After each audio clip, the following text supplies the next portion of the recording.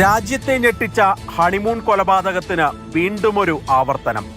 തെലങ്കാനയിലെ ഗഡ്വാൾ സ്വദേശിയായ തേജേശ്വർ എന്ന യുവാവാണ് കൊല്ലപ്പെട്ടത്. തേജേശ്വറും കർണൂൾ സ്വദേശിനിയായ ഐശ്വര്യ എന്ന യുവതിയും തമ്മിലുള്ള വിവാഹം കഴിഞ്ഞ ഫെബ്രുവരിയിലാണ് നിശ്ചയിച്ചിരുന്നത്.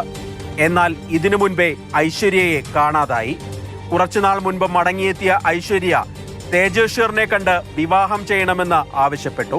തുടർന്ന് മെയ് 17-ന് വീട്ടുകാരുടെ ആശീർവാദത്തോടെ വിവാഹം. എന്നാൽ മധുവിധു സമയത്ത് തന്നെ ഇരുവരും തമ്മിൽ പ്രശ്നങ്ങൾ തുടങ്ങി. ഐശ്വര്യയുടെ ഫോൺ ഉപയോഗമാണ് തേജേശ്വറിനെ ചൊടിപ്പിച്ചത്.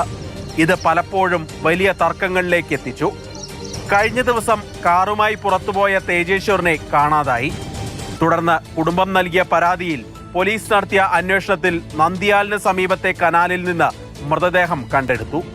CCTV ദൃശ്യങ്ങൾ പരിശോധിച്ചതിൽ നിന്ന് 3 പേർ ഇയാളെ പിന്തുടരുന്നതായി കണ്ടെത്തി.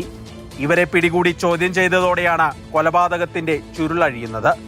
ഐശ്വര്യയുടെ സുഹൃത്ത് തിരുമല റാവു എന്നയാൾ നൽകിയ കൊട്ടേഷനാണ് ഇതെന്ന് ചോദ്യം ചെയ്യലിൽ വ്യക്തമായി. തുടർന്ന് തിരുമല റാവുവിനെയും പിടികൂടി ചോദ്യം ചെയ്തതോടെ ഐശ്വര്യയും ഇയാളും തമ്മിൽ ഏറെ നാളായി അടുപ്പത്തിലാണെന്ന് കണ്ടെത്തി. ഇരുവരും ചേർന്നാണ് കൊലപാതകം ആസൂത്രണം ചെയ്തതും.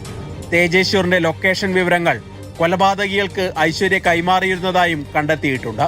സംഭവത്തിൽ ഇരുവരുടെയും അറസ്റ്റും രേഖപ്പെടുത്തി.